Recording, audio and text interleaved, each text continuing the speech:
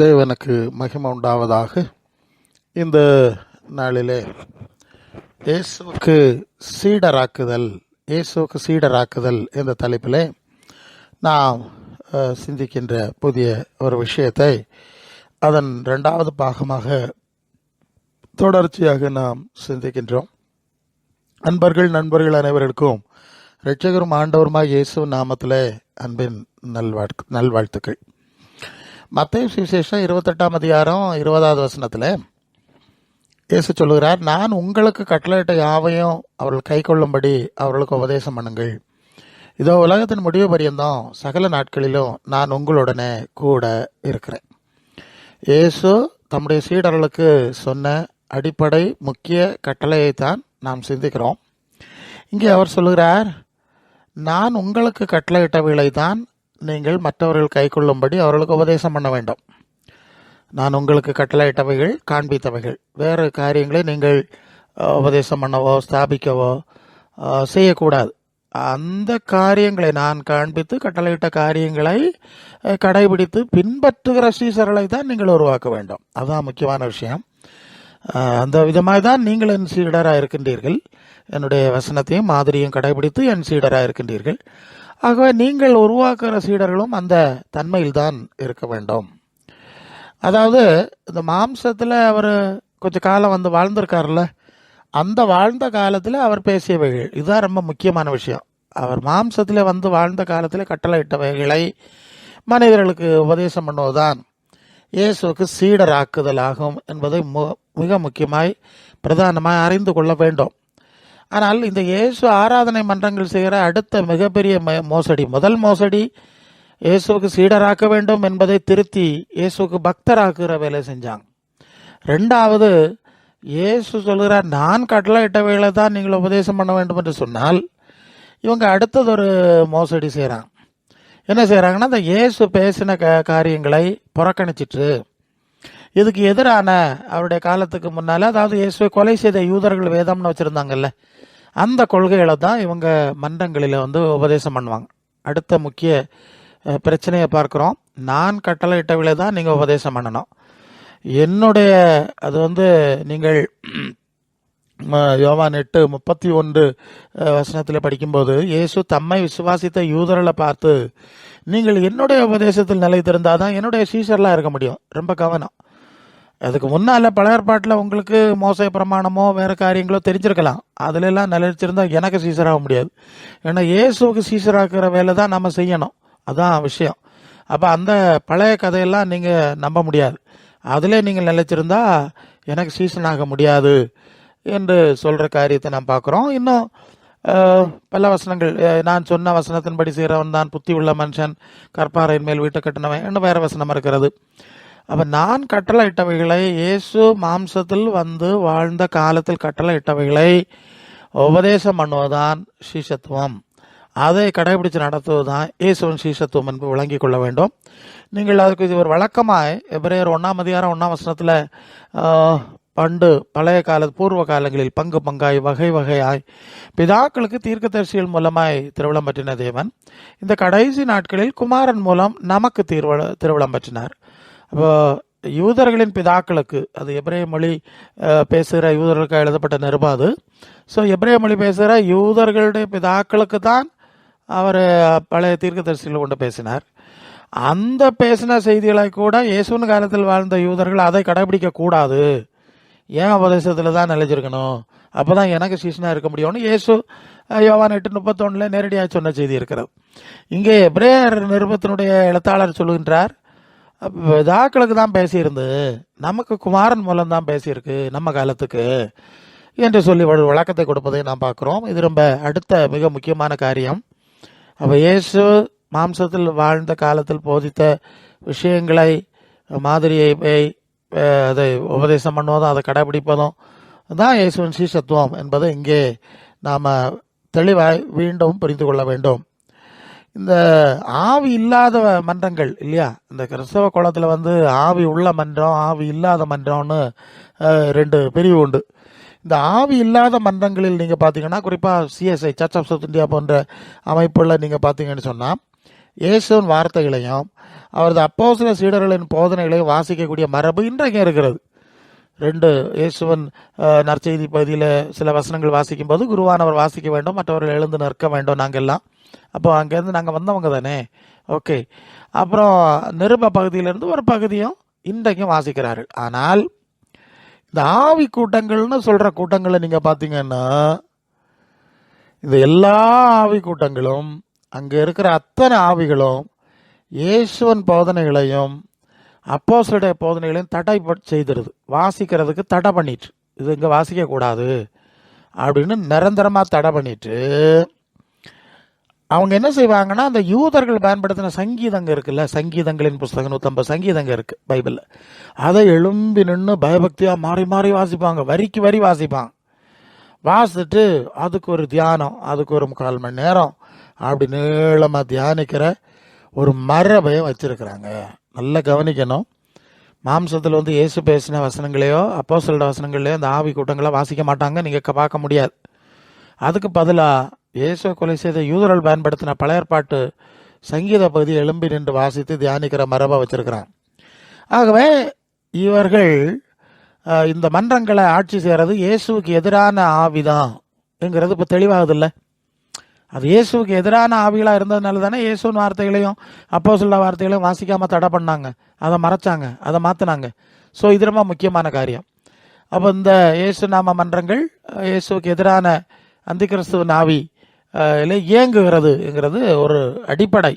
இயேசுவின் சீஷத்துவத்திலே நாம் நடக்க வேண்டுமென்றால், மற்றவங்களை நடத்தினோன்னா நம்ம சில விஷயங்களை இன்னைக்கு எப்படி இயேசுவின் நாமத்தில் மோசடி அந்தி கிறிஸ்துவின் ஆவினால் நடந்துட்டு இருக்குங்கிறது முதலாவது தெளிவாக புரியணும். புரிஞ்சாதான் அந்த இருட்டிலிருந்து வெளியே வர முடியும். 1 யோவான் 4ஆம் அதிகாரம் 3ஆம் வசனத்தில் யோவான் சொல்வார், மாம்சத்தில் வந்த இயேசு கிறிஸ்துவை அறிக்கை பண்ணாத எந்த ஆவியும் தேவனால் உண்டானதல்ல, வரும் என்று நீங்கள் கேள்விப்பட்ட அந்தி கிறிஸ்துவின் ஆவி அதுவே, அது இப்பொழுதும் உலகத்தில் இருக்கிறது. அந்த வார்த்தைகளை கவனிங்க. இப்போ இயேசுவின் நாமத்தை அறிக்கை பண்ணாதேன்னு இந்த மொழிபெயர்த்திருக்கிறாங்க. அது சரியான மொழிபெயர்ப்பு இயேசு நாமத்தை பிரதிபலிக்காத என்று மொழிபெயர்க்க வேண்டும். ஏன்னா பிசாசுகளும் விசுவாசித்து நடங்குது, இயேசுவே தேவனுடைய குமாரன் என்று சத்தம் போட்டு ஓடி போயிட்டு என்கிற செய்தியெல்லாம் நமக்கு பைபிளில் இருக்கக்கூடிய விஷயம். அப்போ இயேசுவே தேவனுடைய குமாரன் என்று அறிக்கை பண்ணுகிற ஆவி தேவனால் உண்டாயிட்டுன்னு சொன்னால், இயேசுவே தேவனுடைய குமாரன் என்று அறிக்கையிட்டு ஓடி போன பிசாசுகள்லாம் தேவனால் உண்டானதா, தேவ ஆவியா இல்லையா? அந்த கதறினுடைய நாட்டில் வந்தபோது, அது லூக்கா 8ஆம் அதிகாரத்தில் நான் படிக்கும் போதும் அங்கே 6000 பிசாசு இல்லை, லேக்கி ஒன்றா 6000. அந்த மனுஷன் சொல்கிறான், இயேசுவே தேவனுடைய குமாரனே உமக்கு எனக்கு என்ன. அப்போ இப்படி இயேசுவே தேவனுடைய குமாரன் என்று அறிக்கையிடுகிற, வாயினால் அறிக்கையிடுகிற ஆவியெல்லாம் தேவனால் உண்டானது அல்ல என்பதுதான் உண்மை. அதனால தான் அந்த மொழிபெயர்ப்பு இயேசு கிறிஸ்துவை பிரதிபலிக்காத எந்த ஆவியும் தேவனால் உண்டானதல்ல என்று புரிய வேண்டும். ஏன்னா அது 1 யோவான் 2ஆம் அதிகாரம் 6ஆம் வசனத்தில், அவருக்குள் நிலைத்திருக்கிறேன் என்று சொல்கிறவன் அவர் நடந்தபடியாக தானே நடக்கணும். அதுதான் ரொம்ப முக்கியம். இயேசு நடந்தபடி தான் நடக்கணும். அதுதான் அங்கே அதை அவர் யோவான் அந்த 4ஆம் அதிகாரத்தில் குறிப்பிடுகிறார். இயேசுவை பிரதிபலிக்கும்படி உள்ள ஆவிதான் தேவனால் உண்டான ஆவி என்றுதான் 2 வசனத்தை இணைத்து அதை புரிஞ்சு கொள்ளணும். சரி, இப்போ மாம்சத்தில் வந்து இயேசுவின் வார்த்தைகளை வாசித்து தியானிக்க விரும்பாத ஆவிகள் எல்லாம் அந்தி கிறிஸ்துவின் ஆவி. இதுதான் முக்கியம். இவங்க இந்த ஆவி கூட்டத்தில் இதை வாசிக்கல, ஆமாம், அது புறக்கணிச்சிட்டாங்கல்ல, வேற சங்கீதம் தானே இடம் கொடுத்தாங்க. ஸோ இது அந்தி கிறிஸ்துவின் ஆவி. அந்தி கிறிஸ்துவனா கிறிஸ்துவுக்கு எதிரானது, ஆன்டி கிரைஸ்ட். கிறிஸ்துவுக்கு எதிரான ஆவி தான் இந்த ஆவி கூட்டத்தை ஆட்சி செய்கிறதுங்கிறது இது மிக முக்கியமான அடுத்த சான்று. முதல் சான்று இயேசுவின் சீஷத்துவத்துக்கு பதிலாக இயேசுவின் பக்தர் ஆகினாங்க. இப்போ 2ஆம் சான்று இயேசு கட்டளையிட்டவைகள் காரியங்களை முக்கியப்படுத்தாமல் இயேசு கொலை செய்த யூத கொள்கையில் போனாங்க. ஆகவே இந்த இங்கே செயல்படுகிற ஆவி அந்தி கிறிஸ்துவின் ஆவி என்பதுதான் உண்மை. இந்த ஆவி மன்றங்கள் கை கால்கள் எல்லாம் உதறாங்க, அந்நிய பாஷைகளில் அலறாங்க, இந்த மாதிரிலாம் வித்த காட்டுறாங்க. இது எல்லாமே அந்தி கிறிஸ்துவின் ஆவி தான். அது அந்நிய பாஷை பேசுது, கை காலில் உதறதுன்னா நீ தான் இயேசுவின் வசனத்தையே வாசிக்கலையே நீ. அப்போ இது இயேசுக்கு சம்பந்தம் இல்லாத ஆவிங்கிறது மிக மிக தெளிவானது. அது ரொம்ப தந்திரமாக ஏமாற்றி கொண்டிருக்கிறது. நம்ம பிசாசுகள் அந்நிய பாஷை பேச முடியும், அதுக்கு எல்லா பாஷைகளும் தெரியும். இது நாங்கள் அனுபவத்தில் பார்த்துருக்கோம். நான் பல செய்தி இதுக்கு முன்னாலே நான் சொல்லியிருக்கிறேன். ஆகவே இந்த அந்தி கிறிஸ்துவின் ஆவியை குறித்து நீங்கள் தெளிவுள்ளவர்களாக இருக்க வேண்டும். எனவே இயேசுக்கு சீடராக விரும்புகிறவங்க முதலில் இந்த அசுத்த ஆவியின் பிடியிலிருந்து விடுதலை அடையணும். இதுதான் பிரச்சனை. முதல்ல இயேசுவின் வார்த்தைகள் மாதிரின்னு சொல்லிட்டோம். இப்போ அதை தாண்டி இன்னொரு இஷ்யூ என்னன்னா, ஒரு அசுத்த ஆவி அல்லது வஞ்சிக்கிற ஆவி அல்லது ஒளிந்தோதன் ஆவி அல்லது அந்திகிறிஸ்துவின் ஆவியின் பிடியில் இந்த மன்றங்களும் அந்த மன்றத்தில் உள்ள மனிதர்களும் சிக்கி இருக்கிறார்கள். அதை அவங்க பரிசுத்த ஆவி நம்பிக்கிறாங்க. தொடர்ந்து அப்படியே அதை நம்பி அப்படி ஆடிட்டு இருக்கனால அந்த பிசாசு போகாது. ஏன்னா ஏமாந்துட்டான் இல்லை. எப்போ இந்த ஆவி வஞ்சிக்கிற ஆவிங்கிற தெளிவு வருமோ அப்போ தான் அந்த பேய் ஓட ஆரம்பிக்கும். இல்லை இது பரிசுத்த ஆவிதான்னு ஆடிட்டு இருந்தா அந்த பிசாசு அவர்களை ஆக்கிரமித்து ஆளுகை செய்து கொண்டே இருக்கும். அதனால் இதை பற்றி ஒரு தெளிவு வேணும். பழைய சபைகள் எல்லாம் இவ்வாறு அதிகமாக அந்த ஆடி அலக்கழியை அனுமதிக்க மாட்டாங்க. தூய ஆவியின் கனிகளை குறித்து தான் அங்கே அதிகமாக பேசுவாங்க அந்த நாட்களில். எனவே இந்த மாதிரியான தந்திரமான ஆவிகள் எளிதில் உள்ளே நுழைய முடியாமல் இருந்தது அந்த காலங்களில். ஆனால் இன்றைய இயேசு ஆராதனை மன்றங்களின் நிலை வேறு விதமாக இருக்குது. இப்போது இந்த அசுத்த ஆவியில் அலக்கழிவதும் இயேசுவை கொலை செய்த யூதர்களின் கொள்கைகளை எப்போதும் அங்கே வேதமாய் பேசுவதும் தொடர்ந்துட்டு இருக்கிறதுனால இயேசுக்கு எதிரான அந்திகிறிஸ்துவின் ஆவி இந்த மன்றங்களில் ஆட்சி செய்வது ரொம்ப எளிதாயிற்று. நம்ம பல கடந்த செய்திகளில் பார்த்துட்டோம். இயேசுவின் செய்திகளும் இயேசுவை கொலை செய்த யூதருடைய செய்திகளும் ஒன்று கொண்டு முரணாக இருந்து எதிராக இருந்தது. பவுலே சொல்லிட்டார், யூதருடைய கட்டுக்கதைகளில் நடக்கப்படாதுன்னு சொன்ன செய்தி தீர்த்துக்குள்ள நிருபத்தில் நாம் படிக்கிறோம். இதெல்லாம் நம்ம பல ரீதியில் சிந்தித்திருக்கிறோம். ஆனால் இவர்கள் இயேசுவின் வசனத்தை வாசிக்கலன்னு பார்த்துட்டோம். பழைய ஏற்பாடு தான் வாசிக்கிறாங்க, சிந்திக்கிறாங்க, தியானிக்கிறாங்க, பேசுகிறாங்கங்கிறதுனால இயேசுவை கொலை செய்த யூதருடைய ஆவி அல்லது அந்திகிறிஸ்துவின் ஆவி தான் இந்த மன்றங்களை அலக்கழித்து கொண்டிருக்கிறதுங்கிறதை, அந்த மன்றங்களுக்குள்ளே சிக்கி இருக்கிறவங்களே அந்த மென்டாலிட்டியில் போகிறவங்க எல்லாருமே அந்த ஆவியில் தான் நடப்பாங்க. அல்லது அந்த ஆவி வந்தால் அவங்கள கிறிஸ்துவுக்கு எதிரான மென்டாலிட்டி தான் கொண்டு போகும் என்பதும் ஒரு உண்மையாக இருக்கிறது. அதனால் இந்த மன்றங்களை அந்த ஆவியில் ஆட்சி செய்கின்றன. அப்போ இயேசுவின் மாதிரிக்கு எதிரான கடவுள் நம்பிக்கைகள், தொழுகை முறைகள் இருக்கக்கூடிய சூழ்நிலைகளில் நல்ல கவனிங்க, இயேசுவின் மாதிரிக்கு எதிரான இறை விசுவாச தொழுகை முறைகள் இருக்கக்கூடிய சூழ்நிலை அல்லது இயேசுவுக்கு எதிரான இறை விசுவாச தொழுகை முறைகளுக்கு முறைகளில் இருக்கக்கூடிய மனிதர்கள் இல்லையா, அப்படிப்பட்ட மனிதர்களும் மனிதர்களுக்குள்ளும் அந்த இயேசுவுக்கு எதிரான அந்திகிறிஸ்துவின் ஆவிதான் ஆளுகை செய்கிறது என்பதுதான் சத்திய ஆவியானவர் நமக்கு கற்றுத்தருகிற பாடம். இயேசுவின் மாதிரியில் வாழலை, இயேசுவின் மாதிரி இறை நம்பிக்கை உங்கள்கிட்ட இல்லை, இயேசுவின் மாதிரி தொழுகை இல்லை. அப்படிப்பட்ட மன்றங்களாக இருந்தாலும் அந்த மாதிரி நம்பிக்கை உள்ளவர்களுக்குள்ளே இயேசுவுக்கு எதிரான ஆவிதானே இருக்க முடியும், இயேசுக்கு சம்பந்தம் இல்லாத ஒரு ஆவிதானே இருக்க முடியும். எளிதாக புரிந்து கொள்ளலாம் இல்லையா? ஸோ இங்கே இருக்கிறது இயேசுக்கு எதிரான அந்திகிறிஸ்துவின் ஆவி தான் செயல்படுதுங்கிறது தான் சத்திய ஆவியானவர் நமக்கு சொல்லித்தர்றார். நீங்கள் யோவான் 14 அதிகாரம் 26 வசனத்தில் இயேசு சொல்வார், என் நாமத்தினாலே பிதா அனுப்ப போகிற பரிசுத்த ஆவியாகிய தேற்றரவாளனே எல்லாவற்றையும் உங்களுக்கு போதித்து நான் உங்களுக்கு சொன்ன எல்லாவற்றையும் உங்களுக்கு நினைப்பூட்டுவார். அப்போது சத்திய ஆவியானவர் பரலோகத்திலிருந்து வந்தால், ஏன்னா அந்த ஆவி எனக்குள்ளே இருந்தார், நான் என்ன பேசினனோ, நான் என்ன மாதிரி காட்டினனோ அந்த காரியத்தை தான் உங்களுக்கு போதிப்பார். இன்னொரு காரியத்தை போதிக்க மாட்டார் இல்லையா? அந்த காரியத்தை தான் உங்களுக்கு நினைப்பூட்டி தருவார். இப்போ இன்றைக்கு தான் நம்ம பைபிளை வச்சு இதெல்லாம் வாசித்துட்டு இருக்கோம். அந்த நாட்கள்லாம் பைபிள் கிடையாது, புதுசாட்டு வந்தவங்களுக்கு பைபிள் கிடையாது. ஆனால் இந்த தூய ஆவியை பெற்ற போது இயேசு என்ன சொன்னாருங்கிறத அந்த தூய ஆவியானவரே அவர்களுக்கு படிப்பித்து நடத்தி கொண்டிருந்தார். இயேசு இதைத்தான் சொன்னார், இயேசு இப்படி தான் மாதிரி காண்பிச்சார் அப்படின்னு சொல்லி அந்த தூய ஆவியானவரே அவர்களை நடத்தி கொண்டிருந்தார் என்கிற ஒரு முக்கியமான செய்தி உண்டு. இப்போ தான் பைபிளை வச்சு புரட்டுறாங்க. அந்த ஜென்யூன் ஸ்பிரிட்டில் நடக்கும்போது புரட்டவே முடியாது. அது ரொம்ப கரெக்டாக நினைப்பூட்டுவார்னு ஆண்டவர் சொன்னார். இதை தான் நீங்கள் யோவான் 1 யோவான் 2 அதிகாரம் 27 வசனத்தில் நீங்கள் அவராலே பெற்ற அபிஷேகம் உங்களில் நிலைத்திருக்கிறது, ஒருவரும் உங்களுக்கு போதிக்க வேண்டுவதில்லை, அந்த அபிஷேகமே சகலத்தையும் குறித்து உங்களுக்கு போதிக்கிறது, அது சத்தியமாக இருக்கிறது, பொய்யல்ல, அது உங்களுக்கு போதித்தபடியே அவரில் நிலைத்திருப்பீர்களாக. அப்போ இயேசுவால் பெற்ற அபிஷேகம் என்ன ஏற்கனவே பார்த்துட்டோம். அது யோவான் 14:15 நீங்கள் என்ன அன்பாக இருந்தால் என் கட்டளை எல்லாம் கடைப்பிடிக்கணும். அப்போ நான் பிதாவிடத்தில் ஜெபம் பண்ணுவேன், பிதாவிடத்திலிருந்து உங்களோடு இருக்கும்படி சத்திய ஆவியாகி ஒரு தேற்றரவாளனை தருவாருன்னு சொன்னார். அதுதான் யோவான் சொல்கிறார், இயேசு தான் அந்த ஆவியை உங்களுக்கு அனுப்புனார்ல. அப்போ அந்த ஆவி வந்தால் இயேசு சொன்னதையும் செஞ்சது தானே உங்களுக்கு நினைப்பூட்டி இருக்கணும், உறுதிப்படுத்தி இருக்கணும். இப்போ சொல்கிறார், அந்த அபிஷேகம் வந்தால் எல்லாத்தையும் உங்களுக்கு போதிக்கும். இந்த ஒன்றும் சொல்ல வேண்டிய அவசியம் இல்லை. ஜென்யூன் ஸ்பிரிட் ஆஃப் காட், இப்போ வேர்ட் ஆஃப் காட் இந்த இயேசுவின் வார்த்தை கையில் இருக்கிறதுனால ரெண்டையும் கம்பேர் பண்ணி தான் நம்ம பார்க்குறோம். அப்போ மற்றவங்க போதிக்க முடியாத அளவுக்கு மிகச்சரியாக இந்த பரிசுத்த ஆவியானவர் போதிப்பார் என்கிற காரியத்தை யோவானோ உறுதிப்படுத்துகிறார். அப்போ இயேசுக்குள் இருந்த பரலோக பிதாவின் தூய ஆவி நமக்குள்ள வந்தா அந்த இயேசு சொன்னவைகளையும் மாதிரியாக காட்டியவைகளையும் தான் நினைப்பூட்டுவார். அதுக்கு வெளியே போக மாட்டார். இது சரிதானே? இல்லை, சந்தேகம் இல்லை. ஆனால் இன்னைக்கு அது நடக்கலை. அதனால தான் இது அந்தி கிறிஸ்துவின் ஆவி, இது அசுத்த ஆவி, வஞ்சிக்கிற ஆவின்னு நாம் தைரியமாக சொல்கிறோம், உறுதியாக நம்ம சொல்கிறோம். ஏன்னா அந்த மாதிரி இது காண்பிச்சு கொடுக்கல. ஆனால் இந்த இயேசுக்கு எதிரான அந்தி கிறிஸ்துவின் ஆவி வந்தால் என்ன நடக்கும்? இந்த இயேசுவின் போதனை மாதிரிகளெல்லாம் மறைச்சிரும் இல்லையா? அவருக்கு பிரசங்கத்தை, அவருக்கு போதனையெல்லாம் மறைச்சிரும், அவருக்கு மாதிரியை மறைச்சிரும், எல்லாம் மறைச்சிட்டு அதுக்கு தொடர்பில்லாத காரியங்களை தந்திரமாக நுழைச்சிரும். பரலோகத்திலிருந்து இயேசுக்குள்ளே இருந்த ஆவி வந்தால் இயேசு சொன்னதையும் செஞ்சதையும் நமக்கு காட்டி தந்து நினைப்பூட்டி உறுதிப்படுத்தும்.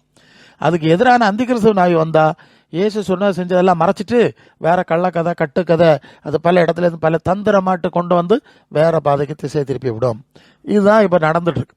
அதனால் முதலாவது இந்த அசுத்தாவி, இந்த வஞ்சிக்கிற ஆவி, இந்த ஒளியந்தோதன் ஆவி இல்லைன்னா அந்தி கிறிஸ்துவின் ஆவின் பிடியிலிருந்து விடுதலை பெற வேண்டியது இயேசுவின் சீசராக விரும்புகிறவர்கள் அறிந்திருக்க வேண்டிய ஒரு செய்தி இல்லையா?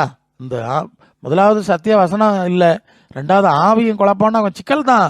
இந்த ஆவி பிடியிலேருந்து வெளியே வர சிக்கிறது தான். நீங்கள் 2 Corinthians 11:3 சொல்லுது, ஆகிலும் சர்ப்பமானது தன்னுடைய தந்திரத்தினாலே ஏவாளை வஞ்சித்தது இல்லையா? தந்திரமாக ஏவாளை வஞ்சித்தது இல்லை. அப்போ ஆதாம் ஏவாள் இருந்து ஒரு முதல் சபை தான்.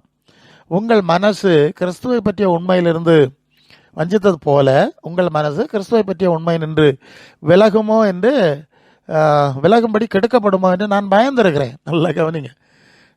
அந்த சபைக்கு சொல்கிறார், இந்த பிசாசு தந்திரமாக இந்த சபையை கிறிஸ்துவன் போதனை சத்திய மாதிரிகளுக்கு உட்பட்டு அது நடக்காமல் அதிலிருந்து வழி விலக செய்து கெடுத்துருமா. சரியா? அதுதான் நடந்துட்டு இருக்கு, தொடர்ந்து பார்த்துட்டு இருக்கிறோம். அப்போ இது சாத்தானின் ஆவிதான், இது அந்தி கிறிஸ்துவின் ஆவிதான். அது சபையை கெடுத்துரும், அது கிறிஸ்துவை பற்றிய உண்மையிலிருந்து கெடுத்துரும்.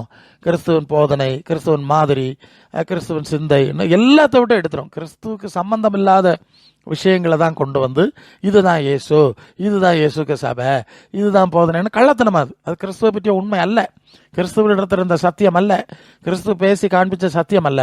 அதுக்கு எதிரான காரியங்களை கொண்டு நிறைத்து விடும் ஆங்கிறத இன்னைக்கு அதை பார்த்துட்டு இருக்கிறோம். இப்போ 2 Corinthians 11:4 அதை விளக்குறார். எப்படி எனில், உங்களிடத்தில் வர்றவன் நாங்கள் பிரசங்கியாத வேறொரு இயேசுவை பிரசங்கித்தால், அல்லது நீங்கள் பெற்றிராத வேறொரு ஆவியையும் நீங்கள் ஏற்றுக்கொள்ளாத வேறொரு சுவிசேஷத்தையும் பெற்றீர்களானால் நன்றாய் சகித்திருப்பீர்களே. இங்கே வேறொரு இயேசு ஆகிய அந்தி கிறிஸ்து இயேசு இல்லையா? அதான் அது அந்தி கிறிஸ்து நாய் வரும்போது ஒரு அந்தி கிறிஸ்து இயேசுவை தான் நமக்கு காண்பிச்சு தருது தவிர, இங்கே பைபிளில் மாம்சத்தில் வந்து வாழ்ந்த இயேசுனுடைய வசனங்களையோ சத்தியத்தையோ மாதிரியே காண்பிக்கல. அதை புரட்டி மறைச்சிட்டு அது ஒவ்வொரு சபைக்கும் ஒவ்வொரு விதமாக கொண்டு போயிடுது. அந்த அந்தி கிறிஸ்துவின் ஆவி இயேசுவின் சீடத்துவத்துக்கு எதிரான வேறொரு சுவிசேஷத்தை கொண்டு வந்திருக்கு. நம்ம இயேசுவின் சீடத்துவம்ங்கிற சுவிசேஷத்தை தான் பார்த்துட்டு இருக்கோம், ஜெனியூன் காஸ்பல் சுவிசேஷத்தை பார்க்குறோம். ஆனால் இங்கே பார்த்துட்டு இருக்கிறது வேற. அதை நாம் எவ்வளோ ரீதியில் நாம் ஆதாரபூர்வமாக சிந்தித்து விட்டோம். அப்போ இது ஒரு அந்தி கிறிஸ்து இயேசு தான் இப்போ இங்கே நம்பப்படுகிறது. அந்த இயேசுக்கு சம்மந்தம் இல்லை. இவங்களுக்குள்ளே இருக்க ஆவி அந்தி கிறிஸ்துவின் ஆவி. அது ஏன் அந்தி கிறிஸ்துன்னு சொல்லியிருக்குன்னா, அது இயேசுக்குள்ளே இருந்த ஆவி மாதிரி நடிக்குது. ஒரே அடியாக சாத்தான்னு சொல்லலை, வஞ்சிக்கிறது. அல்லது அந்தி கிறிஸ்துனாலே ஆன்டி கிரைஸ்ட், அதாவது கிறிஸ்துவ போல காட்டுகிற, வேடம் போடுகிற ஒரு தந்திரமான ஆவி. அதனால தான் அந்தி கிறிஸ்துவின் ஆவின்னு அதை சொல்லியிருக்கு. ஸோ சபைக்குள்ளே இது எளிது. வேற மாதிரி வந்தால் கண்டுபிடிச்சிருவாங்க, இப்படி வந்தால் கண்டுபிடிக்க மாட்டாங்க. ஸோ இதுதான் தற்போதைய நிலைமை. கலாத்தியர் 1:6-7 உங்களை கிறிஸ்துவின் கிருபையினாலே அழைத்தவரை இவ்வளவு சீக்கிரமாக விட்டு வேறொரு சுவிசேஷத்துக்கு திரும்புறதை பற்றி நான் ஆச்சரியப்படுகிறேன். வேறொரு சுவிசேஷம் இல்லையே.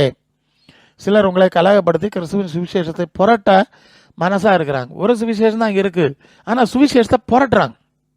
சுவிசேஷத்தின் உண்மையை சொல்லாமல் இதுதான் சுவிசேஷம்னு சொல்லி தவறான சுவிசேஷத்தை திருப்பி விட்டு விடுகிறார்கள். இது அந்த காலமே இந்த மாதிரி ஒரு வேலை நடந்திருக்கு. அப்பப்போ கிறிஸ்துவின் சுவிசேஷத்துக்கு சம்பந்தமில்லாத விஷயங்களை சுவிசேஷம்னு செய்யக்கூடிய ஒரு கள்ளத்தனமான வேலை அந்த அந்தி கிறிஸ்து அல்லது ஆவியினால அது நடந்திருக்கு. அதனால தான் அந்த அந்தி கிறிஸ்து இப்பொழுதும் உலகத்தில் இருக்கிறது. அது ஒரு பக்கம் செயல்பட்டுக்கிட்டே இருக்குன்னு சொல்கிறார். அது இனி வர்றதுங்கிறது இல்லை, இப்பவும் அதுக்கு செயல் நடக்குது.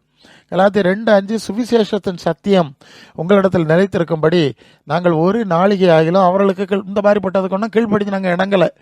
அப்போ சத்திய சுவிசேஷம் இருக்கிறது, உண்மை சுவிசேஷம் இருக்கிறது, மோசடி சுவிசேஷம் இருக்கிறது இல்லையா?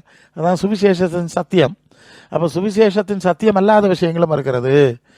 இப்போது இயேசு ஆராதனை மன்றங்களில் இருப்பது மோசடி சுவிசேஷம் தான். அதுதான் நம்ம தெளிவாக ஆதாரபூர்வமாக பார்த்துட்டு இருக்கிறோம்ல. இது மோசடி சுவிசேஷம் தான் இருக்குது, இயேசுவின் சுவிசேஷம் இல்லை. யோவான் 18:37 அப்பொழுது பிலாத்து இயேசுகிட்ட கேட்குறான், நீ ராஜாவான்னு கேட்குறான். அதுக்கு இயேசு சொல்கிறார், நான் ராஜாதான், நான் ராஜாதான். சத்தியத்தை குறித்து சாட்சி கொடுக்க நான் பிறந்தேன், அதற்காகவே இந்த உலகத்தில் வந்தேன். சத்தியவான் எவனும் என் சத்தம் கேட்குறான். இப்போ ஏன் சொல்கிறார், நான் சத்தியத்தை குறித்து சாட்சி கொடுக்கறதுக்கு உலகத்தில் வந்தேன். அப்போ நான் பேசுகிற வசனம், காரியம், உபதேசம் எல்லாமே சத்தியம், சத்தியம், சத்தியம், உம்முடைய வசனமே சத்தியம் என்று நான் சத்தியத்தை சாட்சி கொடுக்குறேன்னு சொல்கிறார். 8:44 யோவான் 8:44 நீங்கள் உங்கள் பிதாவாகிய பிசாசினால் உண்டானவர்கள், உங்கள் பிதாவினுடைய இச்சையின்படி செய்ய மனதாக இருக்கிறீர்கள். அவன் ஆதி முதற்கொண்டு மனுஷ கொலைபாதகனாக இருக்கிறான். சத்தியம் அவனிடத்தில் இல்லாதபடியால் அவன் சத்தியத்தில் நிலை நிற்கல. அவன் பொய்க்கு பிதா. அவன் பொய் பேசும்போது சொந்தத்தில் எடுத்து பேசுகிறான். அவன் நான் சத்தியத்தை பேசுகிறேன், உண்மையை பேசுகிறேன். இந்த பிசாசு பொய்யன். அவன் சொந்தத்தில் சுவிசேஷத்தை புரட்டி அதான் அந்தி கிறிஸ்துவ நாவியாக புரட்டி பேசி உங்களை தலைகளாக எங்கேயோ திசை திருப்பி கொண்டு போகிறான். அவன் சத்தியத்தை நான் பேசுகிற வசனம் சத்தியம், பிசாசு பொய்யும் சொந்தத்திலையும் வேத புரட்டாய் பேசுகிறான், வேத புரட்டான் அப்படின்னு. யோவான் 8:45 சொல்கிறார், நான் உங்களுக்கு சத்தியத்தை சொல்கிறதுனால நீங்கள் என்ன விசுவாசிக்கல? உன் கையில் அந்த புஸ்தகம் இருந்தில்ல, இத்தனை வருஷம் நான் பேசின வார்த்தை இருந்தில்ல, நான் செஞ்ச மாதிரி எல்லாம் அங்கே இருக்குல்ல, அதை நீங்கள் விசுவாசிக்க மாட்டீங்க. வேற எவனாவது இந்த மாதிரி பொய்யனுக்கு ஆவியில் வருவான், அந்த கிறிஸ்துவ ஆவி மன்றங்கள் சொல்கிறதா நீங்கள் கேட்குறீங்கன்னு அன்னைக்கு யூதர்லப்பா சொன்னார். இன்னைக்கு இருக்க மக்களை பார்த்து ஆண்டவர் சொல்லுவார்.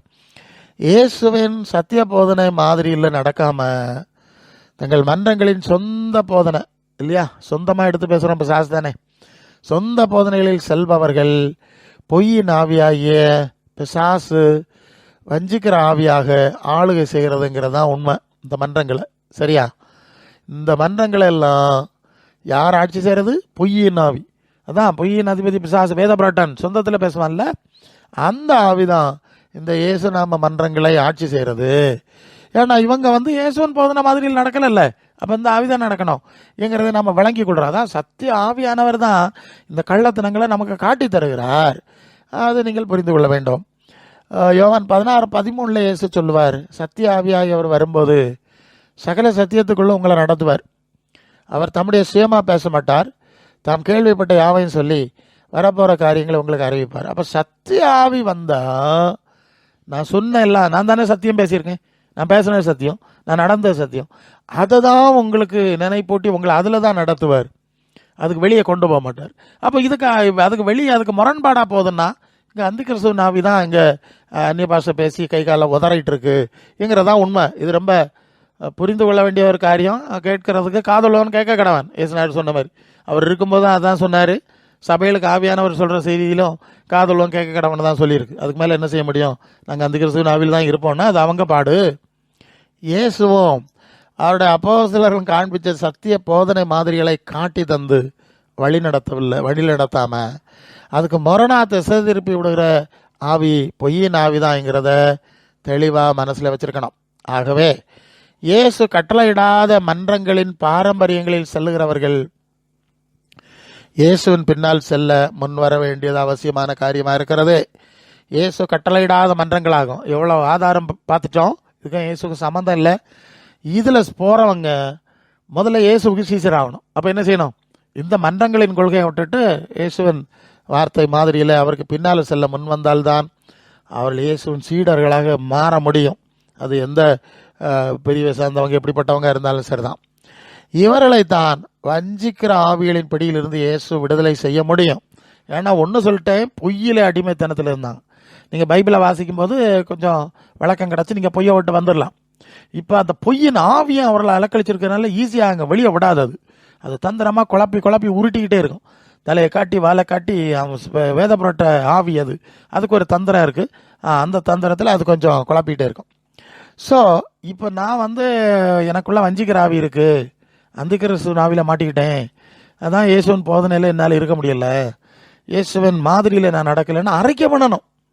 நான் இயேசுவின் போதனையின்படி நடக்கலை, இயேசுவின் மாதிரியில் நடக்கலைங்கிறத அப்படி ஒரு அனுபவம் இருந்தால் நான் நடக்கலை தான், அது தப்பு தான், அப்போ என்னக்குள்ள வேற ஒரு ஆவி தான் என்னை போட்டு குழப்பிட்டு இருக்கு அப்படி நீங்கள் அறிக்கை பண்ணணும்.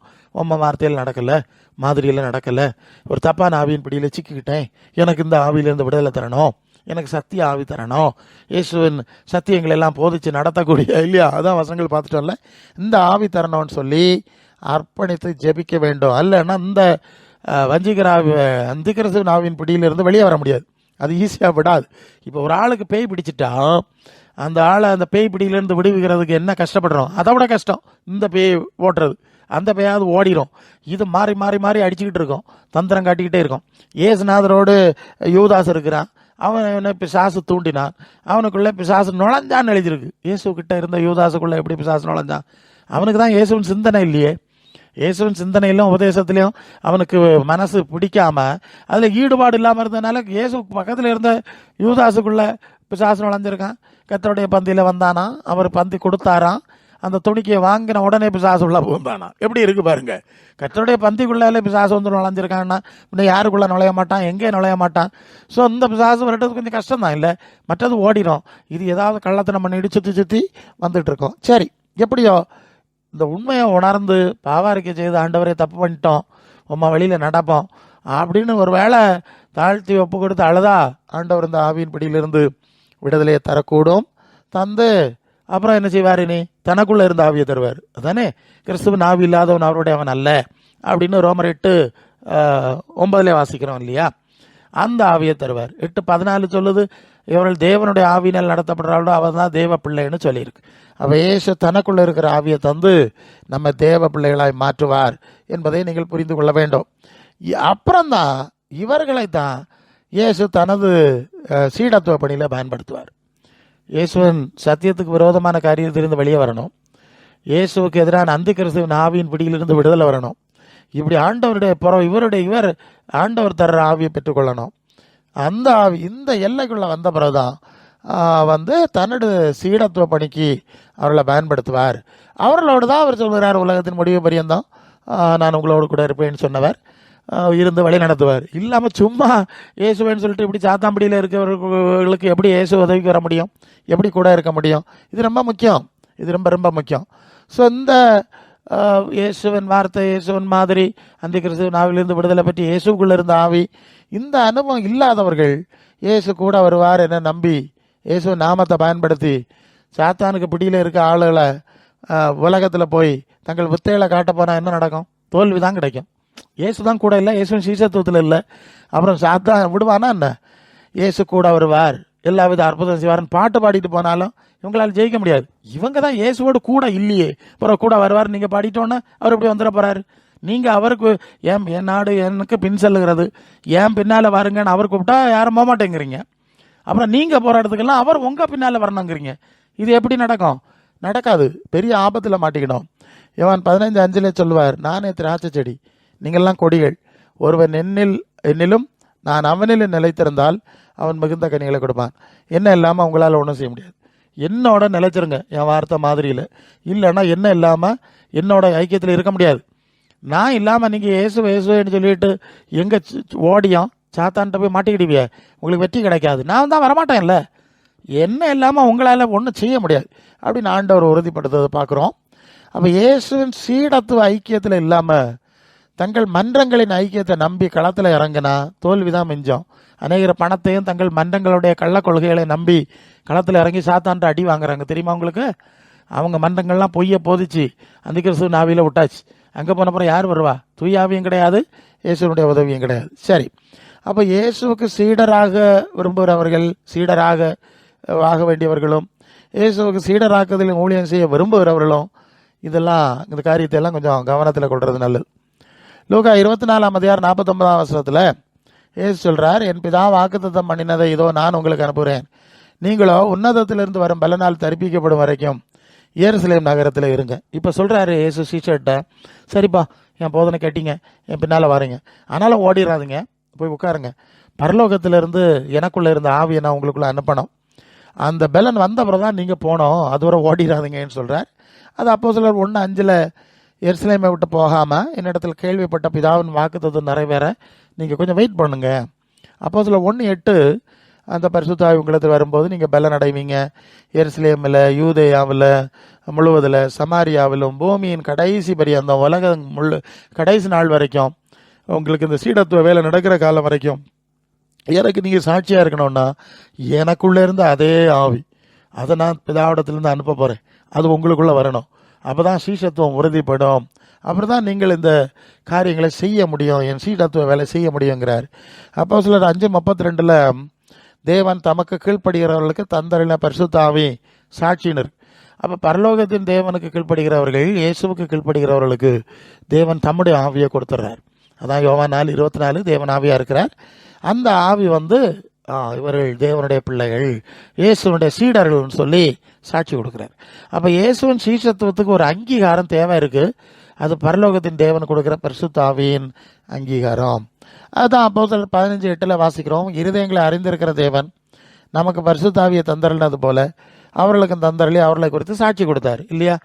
ஆமாம், யார் யாரெல்லாம் இயேசுவின் சீஷத்துவத்தை விரும்புகிறோம், இயேசுவின் மாதிரியில் நடக்க விரும்புகிறோம், இயேசுவின் வசனத்தில் நடக்க வாஞ்ச உள்ளவர்களோ அந்த இருதயத்தை பார்க்குறார். அவர்களுக்கு தான் தேவன் பரிசுத்த ஆவியை கொடுத்து அவர்களை கொடுத்து தேவர் தான் என்னுடைய பிள்ளைகள், இயேசுவின் சீடர்கள்னு சாட்சி கொடுக்குறார்.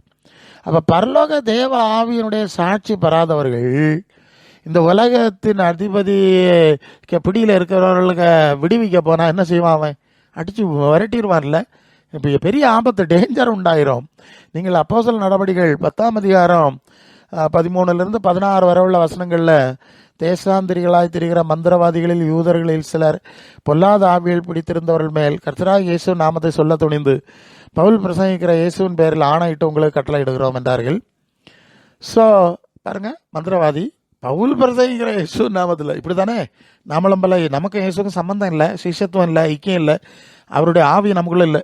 இப்படி இல்லாத ஆளுகள் இயேசுவின் பேரில் கட்டளை இடுகிறோம், இயேசுவின் பேரில் கட்டளை இடுகிறோம்னா என்ன நடக்கும்னா, அது எப்படின்னா பிரதான ஆசாரியனாகிய எஸ்கேவா என்ன யூதனுடைய குமார் 7 பேர் இப்படி செஞ்சாங்களாம். 7 பேர் ஆமாம் சேர்ந்து. இப்போ 19:15 பொல்லாதாவி அவர்களை நோக்கி, இயேசுவே தெரியும், பவுலே அறிவேன், நீங்கள் யார் என்று சொல்லி பொல்லாத ஆவியுடைய மனுஷன் அவர்கள் மேல் பாய்ந்து பலாத்காரம் பண்ணி அவர்களை மேற்கொள்ள அவர்கள் நிர்வாணிகளும் காயப்பட்டவர்களுமா அந்த வீட்டை விட்டு ஓடி போனார். என்ன சொல்கிறாமே, எங்களுக்கு இயேசுவை தெரியண்டா, தூய ஆவியேன்னு தெரியண்டா, இயேசுவின் சீஷர்லேயும் தெரியண்டா, நீங்கள் யாரடான்னு கேட்குறான். என்ன செய்வீங்க? எங்களுக்கு நீங்கள் யார்? பிசாசுக்கு முன்னே நின்னா நாம் இயேசுவின் சீஷத்துவத்தில் இருக்கோமா, இயேசுவின் பக்தர்களாக இருக்கோமா அவனுக்கு தெரியாதா? என்ன இயேசுவின் வசன மாதிரியில் நடக்கிறோமா, இல்லை அதை தூக்கி எறிஞ்சிட்டு தங்கள் மன்றங்களின் உபதேசத்தில் போகிறோமானா அவனுக்கு தெரியாதா? என்ன அவன் எப்படி போவான்? உனக்கு தெரியண்டா கள்ளா, நீ இயேசுவிற்கு உனக்கு சம்மந்தம் கிடையாடா, நீ இயேசுவின் சீஷத்துவம் ஆவலடா, தேவன் உன்னை அவருடைய ஆவியினால் உனக்கு சாட்சிப்படுத்தலடா, நீ உன் மன்றங்களின் கொள்கையில் போகிறாய், உன் சுயத்தில் போகிறாய், உன்னை தெரியாது, அவனை விடுவேனாடான்னு இந்த பாருங்க சட்டையெல்லாம் கழித்து ஓடி போனாங்களாம். ஸோ இந்த மாதிரி ஆபத்து நமக்கு வரப்படாது என்கிறத நீங்கள் கவனத்தில் கொள்ள வேண்டும்.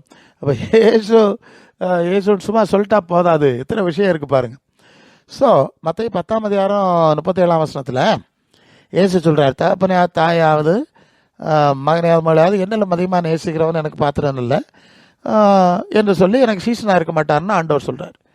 என்னை விட தாப்பனை தாயாவது மகனையாவது மகளையாவது மனைவியாவது வேறு யாரையும் அதிகமாக நேசிக்கக்கூடாதுன்னு ஒரு முக்கிய விஷயத்த சீசர்களுக்கு சொல்கிறார். அப்படி இருக்கிறவங்க தான் எனக்கு சீசராக இருக்க முடியும்னு சொல்கிறார். அதுக்கு என்ன காரணம்னு சொன்னால், ரொம்ப முக்கியமான விஷயம் இது. நீங்கள் சாத்தானின் அடிமைத்தனத்தில் இருக்கிறவர்களை விடுவிக்கணும், அவங்கள இயேசுவுக்கு சீசராகணும்னு நீங்கள் போனீங்கன்னு வைங்க. இப்படி போனால் அவர் எப்படி அனுப்புகிறாரு? இயேசு வசனம் வந்தாச்சு, மாதிரி வந்தாச்சு, ஆவி வந்தாச்சு, அதோட தான் நம்ம போகிறோம். அப்போ பிசாசு என்ன பண்ண முடியும்? இப்படிப்பட்ட சீசரில் தொட முடியாது, ஜெயிக்க முடியாது. உடனே அவன் என்ன செய்கிறான்னா, இந்த இயேசுவின் சீசர்களுக்கு நெருங்கிய உறவினர்கள் இருப்பாங்கல்ல, மனைவியாக இருக்கலாம், மகளாக இருக்கலாம், மகனாக இருக்கலாம், தாயாக இருக்கலாம், தாப்பன், இவர்களை பயன்படுத்தி இவர்களுக்குள்ளே நுழைஞ்சிருவான். அதான் யூதாஸுக்குள்ளே நுழைஞ்சிட்டான்ல, இயேசுவோட கூட இருந்தவன்ட்டு. அவரை நுழைஞ்சு தானே இயேசுவை காட்டி கொடுத்தான். இதே டெக்னிக்கை அந்த இயேசுவின் சீஷர்களோட நெருக்கமான உறவில் இருப்பாங்கல்ல, அவங்களுக்குள்ள இந்த பிசாசு நுழைஞ்சிருவான்.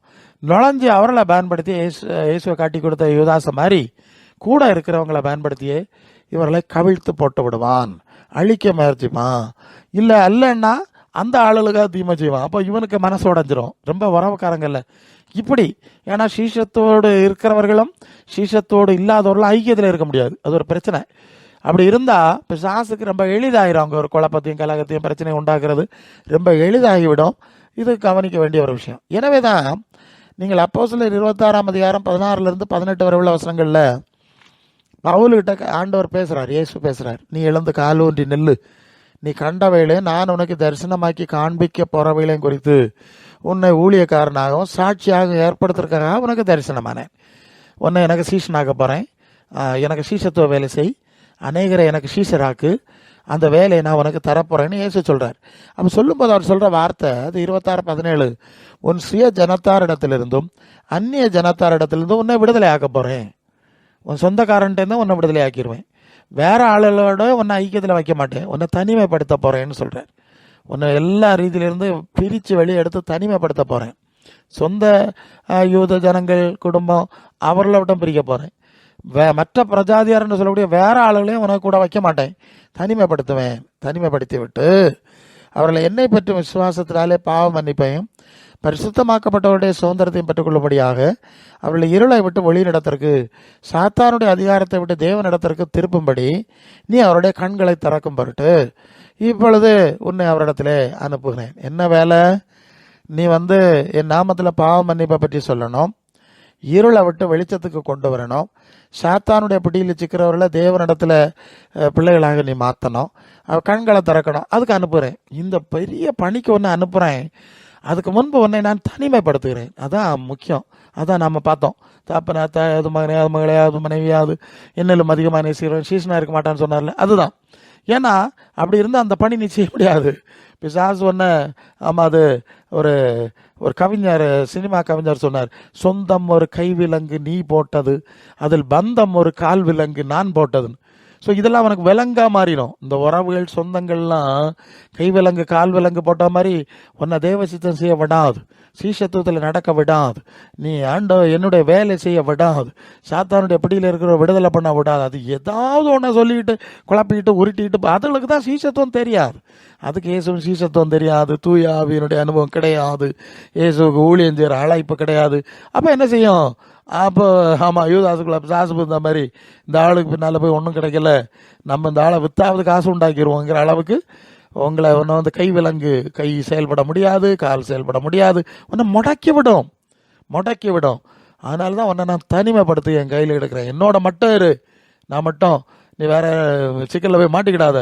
அப்போது இயேசுவின் சீஷத்துவ வேலை செய்கிறவர்கள தேவன் தனிமைப்படுத்தி எடுக்கிறார், தன்னுடைய பிடியில் எடுக்கிறார். ஏன்னா இது பெரிய பிசாசனுடைய தந்திரம். எத்தனையோ காரியம் பார்த்துட்டோம். இதிலிருந்து ஜனங்களை விடுவிக்கிற விஷயம் ஒரு பெரிய டாஸ்க்கு. அதாவது இந்த யுத்த வீரர்கள் யுத்தத்துக்கு போகிறாங்க, அவங்க ஒத்தை தான் போவான்.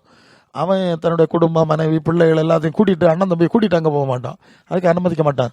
அதை வேற எங்கேயோ ஒரு சேஃப் ஏரியாவில் வச்சுருவான். வச்சுட்டு இவன் தான் யுத்தத்துக்கு போனோம். யுத்த வீரனாய் அழைக்கப்பட்டவனுக்கு அந்த யுத்த பயிற்சி இருக்கிறது, ஆயுதங்களை எப்படி கையாளணும்னு தெரியும், அதுக்குள்ள சக்தியெல்லாம் கொடுத்து அவனை அனுப்புகிறாங்க. கூட இருக்கவங்களுக்கெல்லாம் அந்த யுத்த பயிற்சி இருக்காதுல்ல, அந்த அழைப்பு இருக்காது, தகுதி இருக்காது, ஒன்றும் இருக்காது.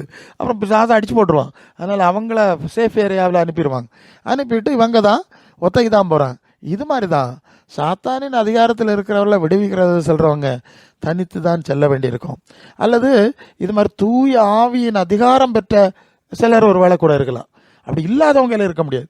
இவங்கள மாதிரி சீஷத்துவத்தில் இருக்கிறவங்க, இயேசுவின் சீஷத்துவத்தில், இயேசுவின் ஆவியில் அழைப்பில் இருக்கிறவங்க இருந்தால் ஓகே, சமாளிச்சிருவாங்க. அதான் ரெண்டு பேரை அனுப்புனாருன்னு சில சந்தர்ப்பத்தை பார்ப்போம். 2 பேரும் ஒரே விதமாக இருந்தாங்க.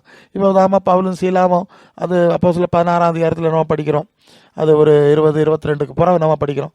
சிறைச்சாலையில் தான் இருக்கிறாங்க. இருந்து 2 பேரும் தேவனை எதிர்த்து பாடினார்கள், பவுலும் சீலாவும். ஏன்னா 2 பேரும் ஒரே ஆவியில் இருந்தாங்க, 2 பேரும் சீஷத்துவத்தில் இருந்தாங்க, 2 பேரும் அந்த ட்ரைனிங், அந்த அழைப்பில் இருந்ததுனால ஜெயிலுக்குள்ளே காலை கட்டி போட்டிருக்கு, தொழு மரத்தில் கட்டி போட்டிருக்கு, நடுராத்திரி 2 பேரும் சேர்ந்து பண்ணாங்க.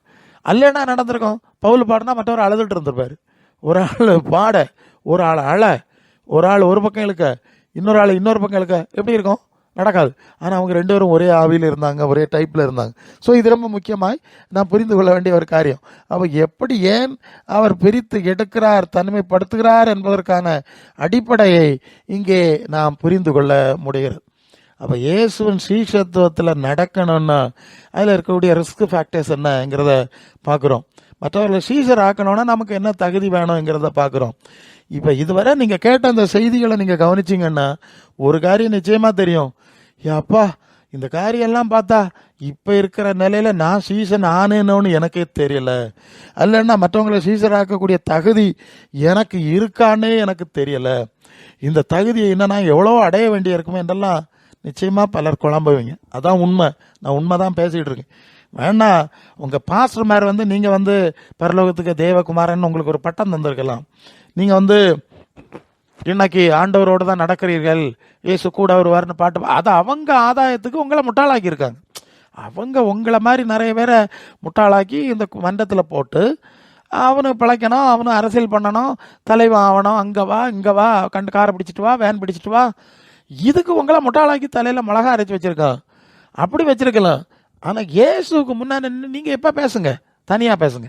ஆமாம், இப்போ மற்றதெல்லாம் மறந்துட்டு நான் இயேசுவோடு நடக்கிறேன், நான் சீஷத்துவத்தை எனக்கு தெரியுமான்னு கேட்டால் பிரசங்கியாரே எங்களுக்கு சீஷத்துவமே எங்களுக்கு தெரியும், எங்களுக்கு இயேசு ஆராதிக்க தெரியும், பாட்டு பாட தெரியும், ஆமேன் போட்டுட்டு போக தெரியும், அவ்வளோதானே சொல்ல போகிறீங்க. நீங்களும் படித்து சீஷத்துவத்தை படிக்கலை, தமிழில் தான் இருக்குங்க, வேறு பாஷையில் இல்லை, தமிழில் தான் எழுதி கொடுத்துருக்கு. அதான் ஓசியா 8:12 என் பிரமாணங்களை எழுதி கொடுத்தேன். அதை அந்நிய காரியமாக தூர போட்டுட்டு நீங்கள் தான் மன்றங்கள் சுற்றுனீங்க, உங்கள் தலைவமாருக்கு பின்னால் போனீங்க. அவங்கள்ட்டேருந்து ஏதாவது ஒரு சர்டிஃபிகேட் கிடைக்குமா? பைபிள் காலேஜா பாப்பா, இதை கொண்டு வச்சு இப்போ சான்ஸ்கிட்ட காட்டினா அவன் கேட்பானா, கிழிச்சு தீ கொளுத்தி இறஞ்சிட மாட்டானா, உன்னையும் தெரியும் உனக்கு கம்பெனியும் தெரியும்னு சொல்லுவான். உனக்கு இயேசுக்கு என்ன சம்பந்தம்னு கேட்பான். என்ன செய்வீங்க? ஆக இப்போ தனியாக சொல்லுங்கள், இயேசு சீஷத்துவத்தை எப்போதாவது சிந்திச்சிங்களா? சரி, இது மட்டும் கேட்டீங்களே, அப்போவாது சரி இப்படி ஒரு விஷயம் இருக்குது, இதை நான் சிந்திப்பேன், ஆண்டவரே கற்றுத்தாரோன்னு கேட்டிங்களாண்ணா? இதெல்லாம் இப்போ போனால் நமக்கு வயர பழச்ச முடியாது, நமக்கு சபை கட்ட முடியாது, நமக்கு உலகத்தை ஆட்சி செய்ய முடியாது. இதெல்லாம் வேண்டாம், ஏதாவது வேற ஒரு காரியத்தை பார்ப்போம். இப்படி போகிறதுனா பைபிளை வச்சு 10 தடவை படித்தாலும் நீ இயேசுவின் சீசன் ஆக மாட்டியே. ஏன்னா உனக்கு இப்போ பைபிளே 2ஆக பிரித்து தந்துருங்க, பழைய ஏற்பாடு புதிய ஏற்பாடுன்னு தந்திருக்கு. ஏன் பழசு புதுசுன்னு 2 இருக்குது? எனக்காக செஞ்சு பார்த்தீங்களா? சரி, ஏசப்பா டேடின்னு சொல்கிறல்ல, அவர் என்ன சொல்லியிருக்காரு, செஞ்சுருக்காரு, எப்போது பார்த்தியா? பார்த்தாலும் இதை படிக்கிறது ஒரு புனிதம், இயேசுநாதர் ஆசீர்வாதம் தருவாருன்னு படிச்சிருப்ப நீ. அது என்ன இருக்குது, என்ன சொல்லியிருக்காரு கேட்போம். அதெல்லாம் படிக்கலை. இந்த பைபிளில் இருந்து எதை எடுத்து வச்சு பேசினா நமக்கு 10 பேரை கூட்ட முடியும், 10 காசு சம்பாதிக்க முடியும்னு நீ பண்ணியிருப்ப. அதனால் ஒன்று அப்படியே விட்டுட்டாரு. இதெல்லாம் கையில் வச்சிருந்தாலும் உனக்கு புரியாது. ஆமாம், அது குருடா மனக்கண்களை அந்த அசுத்தாவி குருடாக்குச்சுன்னு பார்த்தோமே 4:2 கொரிந்தியர். அது மாதிரி குருடாக்கு விட்டுட்டார். பொய்யை விசுவாசிக்கத்தக்கதாக கொடிய வஞ்சகத்தை அனுப்புவார்னு தெசலோனிக்க சபைக்கு சொன்னார்ல, அந்த நிலைமைக்கு உங்களை விட்டு விட்டார். நீங்கள் சத்தியத்தை விரும்ப மாட்டீங்க, அதனால விட்டுட்டார். அதுதான் அது முக்கியமான காரியம். ஏன்னா இந்த சத்தியத்தை விரும்புகிறவர்களுக்கு தானே அவர் அதை கொடுக்க முடியும் இல்லையா? சத்தியத்தை விரும்பாத ஆளுகளுக்கு அவர் எப்படிங்க அதை கொடுப்பாருங்கிற ஒரு பெரிய முக்கியமான கேள்வி இருக்குல்ல. சத்தியத்தை தேடலை.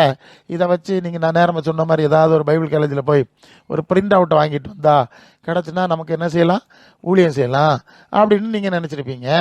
சரியா? ஆமாம், அதனால் நீங்கள் போய் எங்கேயோ படித்து வருஷக்கணக்காக படித்து அல்லது காசு கொடுத்து நீங்கள் வாங்கிட்டு வந்திருப்பீங்க. அதை வச்சுட்டு ஏதாவது ஒரு வேலைக்கு போகலாம், தொழிலுக்கு போகலாம் அப்படின்னு நீங்கள் ஆசைப்பட்டிருப்பீங்க. அதுக்காக வேண்டி தான் நீங்கள் இந்த பைபிளை பயன்படுத்தியிருப்பீங்க. இல்லைனா பைபிள் காலேஜ் பயன்படுத்தியிருப்பீங்களே தவிர, இல்லை ஆண்டவர் என்ன சொல்லியிருக்காரு ஒன்று பார்ப்போமே அப்படின்னு நீங்கள் எத்தனை பேர் சொன்னீங்கன்னா பெரும்பாலானவர் செஞ்சுருக்க மாட்டீங்கங்கிறதான் உண்மை.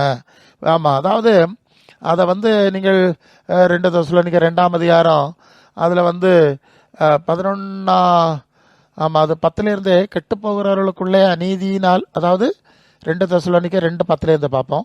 கெட்டு போகிறவர்களுக்குள்ளே அநீதியினால் உண்டாக சகலவித வஞ்சகத்தோடு இருக்கும், ரட்சிக்கப்படத்தக்கதாய் சத்தியத்தின் மேலுள்ள அன்பை அவர்கள் அங்கீகரிக்கவில்லை, இப்படியால் அப்படி நடக்கும். ஆகையால் சத்தியத்தை விசுவாசியாமல் அநீதியில் பிரியப்படுகிற யாவரும் ஆக்கினைக்குள்ளாக்கப்படும்படி அவர்கள் பொய்யை விசுவாசிக்கத்தக்கதாக கொடிய வஞ்சகத்தை தேவன் அவர்களுக்குள்ளே அனுப்புவார். யாருக்குள்ள?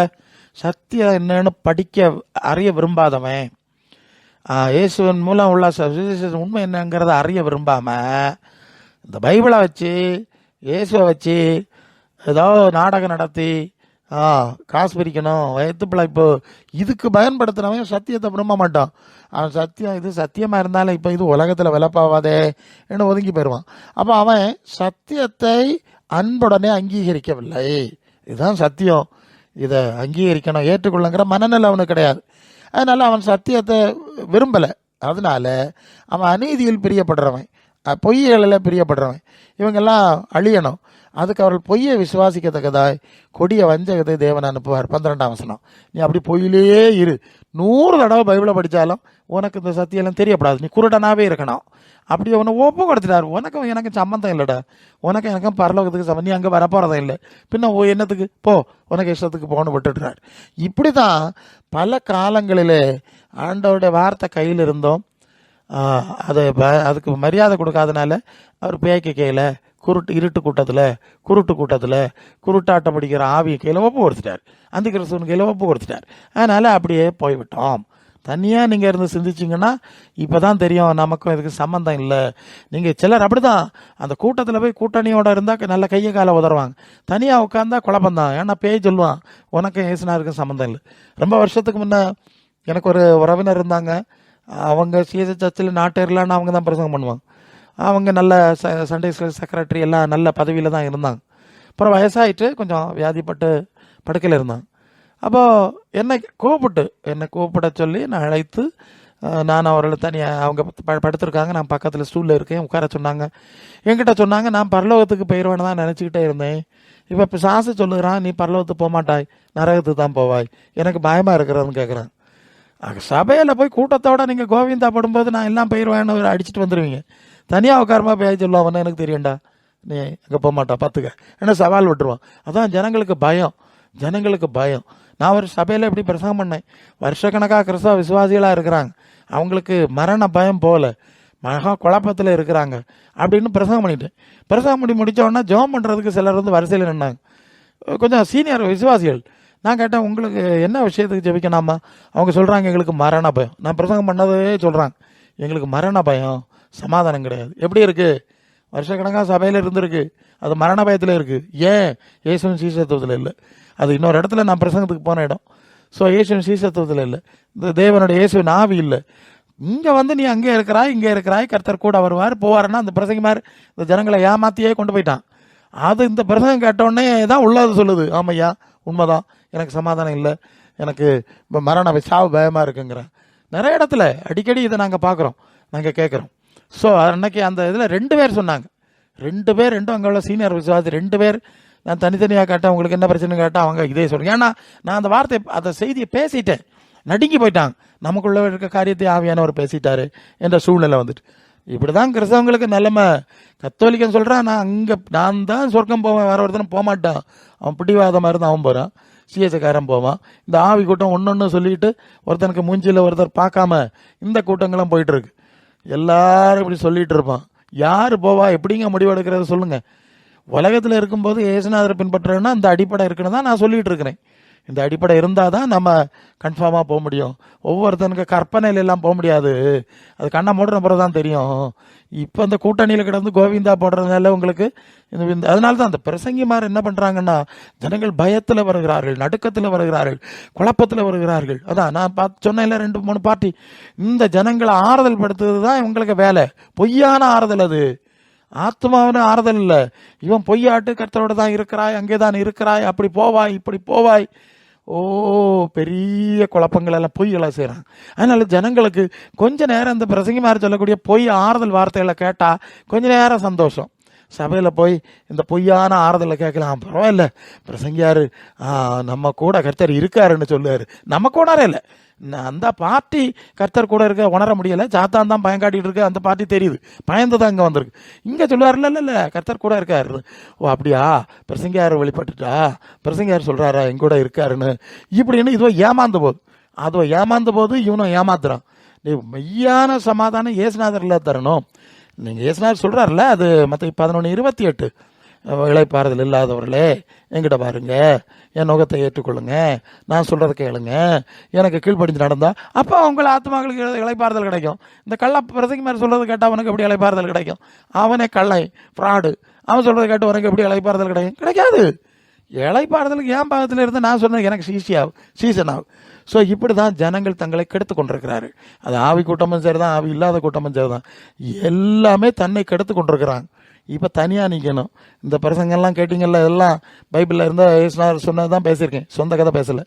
இதெல்லாம் வச்சு உங்களை ஆராய்ஞ்சு பார்த்துட்டு உங்களுக்கு இயேசுவின் சீஷத்துவத்துக்கு தொடர்புண்டா, அதை விரும்புகிறீங்களா? உங்களுக்குள்ளே இருக்க ஆவி இயேசுக்குள்ளே இருந்த ஆவியா, இல்லை அந்த கிறிஸ்துவின் ஆவியா? இல்லை, நிறைய எவ்வளோ பேசிட்டேன். நம்ம நிறைய செய்திகளை ஆராய்ந்து கொண்டிருக்கிறோம். இந்த நாட்களில் நீங்கள் ரொம்ப சிந்திக்கணும்.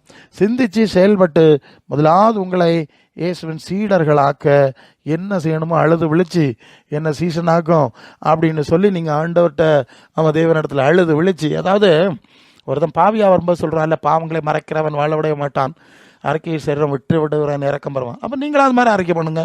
பாவம் பண்ணிட்டோம், சீசராக பின்பற்றுறது போல இயேசுவை கடவுளை ஆராதிச்சுட்டு பொறப்பில்லாமல் நடந்துட்டோம், உங்களுடைய வசனத்தில் நடக்கல, உங்களுடைய மாதிரியை பார்க்கல, இங்கே மன்றங்களில் மாதிரியில் போனோம், இந்த கள்ள ஃப்ராடு பிரசங்கி மாதிரி முன்னால் போனோம், அவனை காட்டுற கள்ள வித்தையில் ஏமாந்தோம், ரொம்ப பார்க்காம விட்டுட்டோம்.